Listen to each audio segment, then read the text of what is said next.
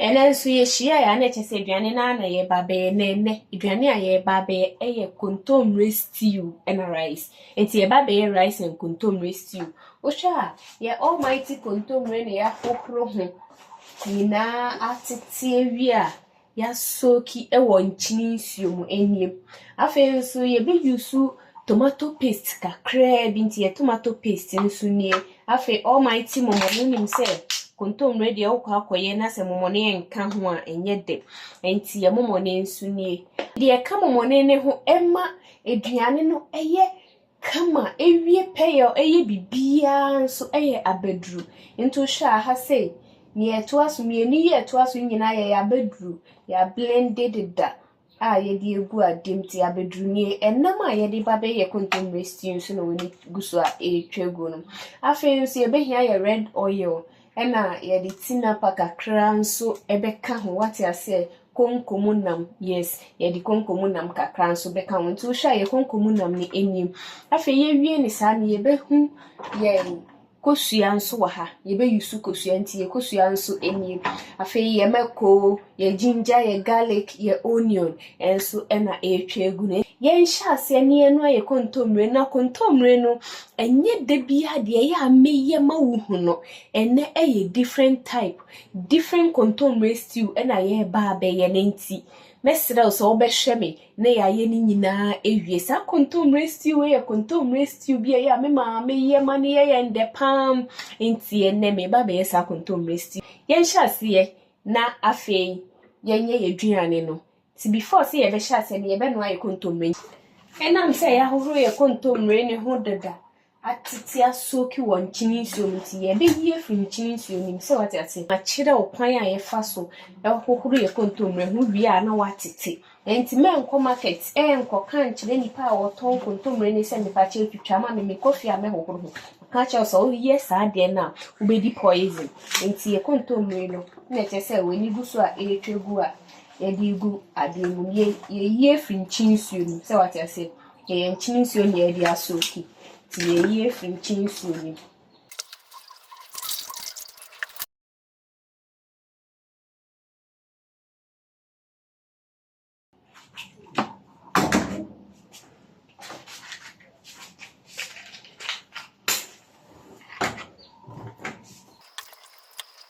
And I'm saying stew near the baby, I am paying so be use 1.5 cup of water. It's your kontomire ni sijaso no. Ye be sha se atwi yemoko. Kontomire ni bebe no na che say yemoko no nso I ready.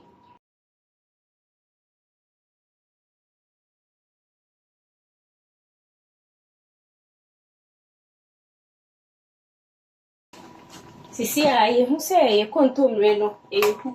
Nti se say ye dane no so what ase ye be dane no na esuro na kwa akodi ase na ase na ba bi di suro se ye be ye esuro de ne nso be bin kama sa kontomire stew eye de ankasa na ma me pani nipa wa ye bi ama me di pen o de wi a metwi ni ama no ye ntwi ma ne mfi o even kontomire ne krampo no ntwi ma ne mfi ye ntwi ni ama no e ma ne mfi nti ye ni ama no e bia ye twi edu ye okay moko ni kra opa obetumi awo e wa be woduro mu opa ntwi be wo de wi a be ya obenya no de wi a me ka ne pepe enti wo nam ne hu dum pempen so ya na afi weyi no we bubum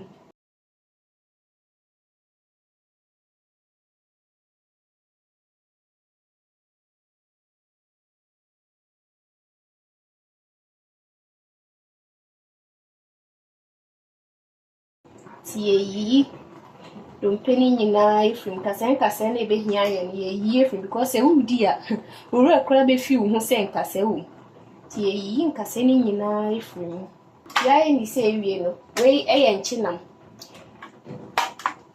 ne nso saa ne be bubu no nchinam ne nso ye be bubu ne saa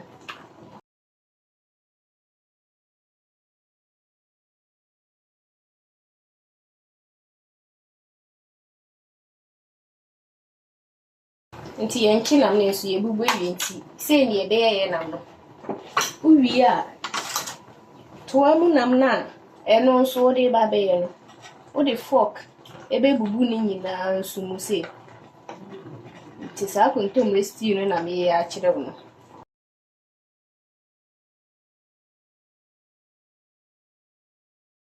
Se na eno nso ebe ye. Sisi a ye kontomire no. Abin ye hye stew na si gidi. Enti sisi a ye oil no ehiti. Ti ye de momo ne betum.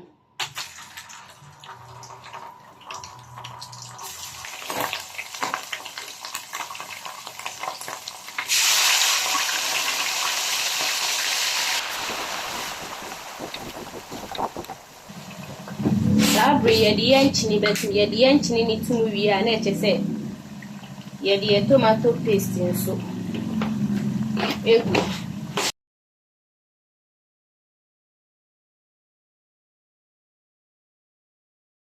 Ede abedru na ya blending nso ebegu.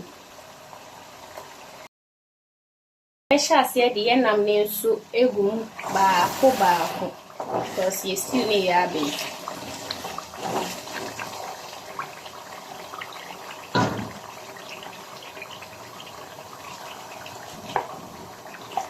Ubetumi de bia egu. Bia upe bia ubetumi de egu face.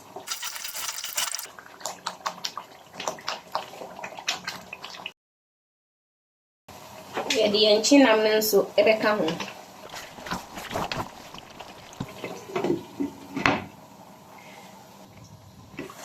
Tia ye be nunum ni ye de ye de ne egu.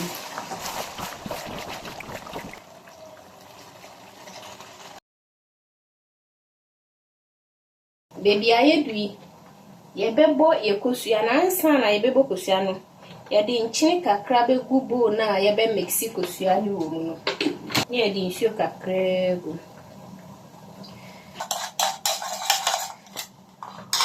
uni misani a mebo mi kosua dada enti eno a ni ye ba be ye no so what you say ba ko na ho se nsei ya no we hwie de we be ya ba ko bi a asei embese ukosua ni nyina na obebo kosua nso a make sure say obe hohoro ho de we be ya say e patri fi hu nsem kura to ade ani ma enye utan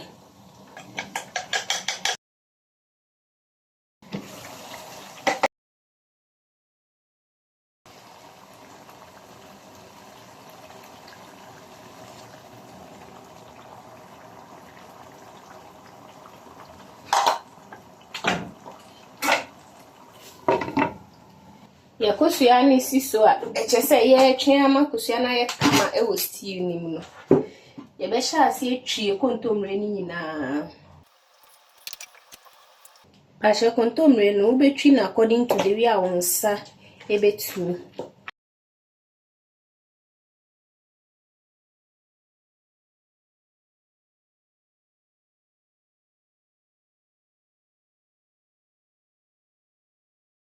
ti say ni ye twi sa kontomire no ti sisi a ye hu say ye egg nanso e bobo kama enti ye be hwe ye stew no na afi ya sha ase de ye kontomire na egu ye de ye kontomire na ye twi ni begu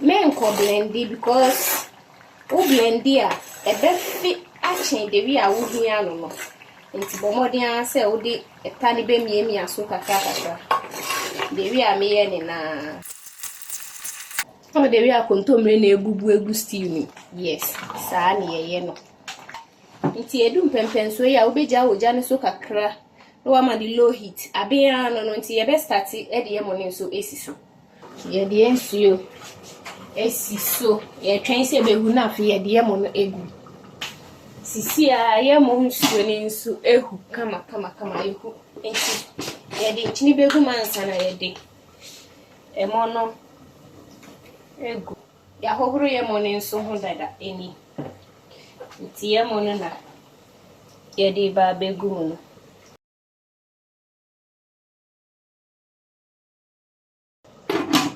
Sisi a yɛde yɛmo yɛsi gase. Afei yɛbɛhwɛ yɛ stew no nso.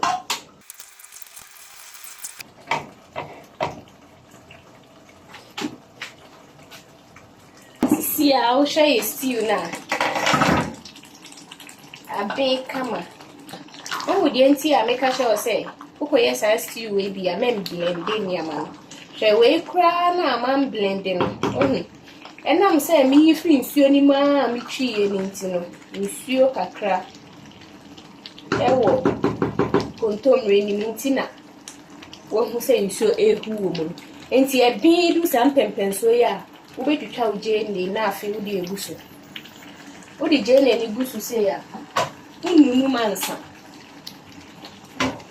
Kata so for about 2 to 3 minutes.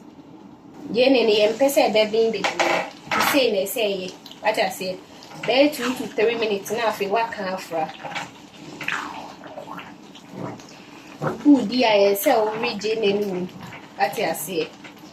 Udi I say feel jene no.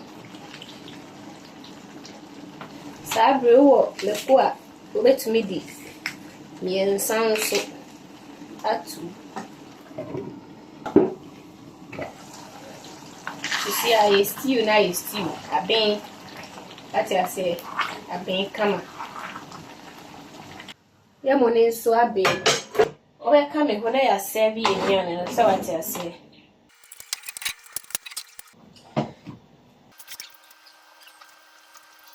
Enuanum ni adofo samre rice and kontomire stew no aben kama.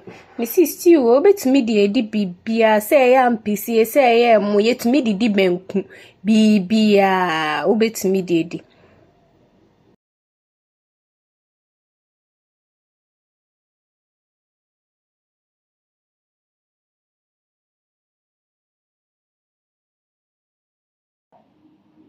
Medasi bebre sa onyamre ehwe me ye eduane wie. Mesa so unsubscribe channel na subscribe, like, comment na share na nto afoforo. Mesa so ne wo ehie biem e wo channel is. Bye bye.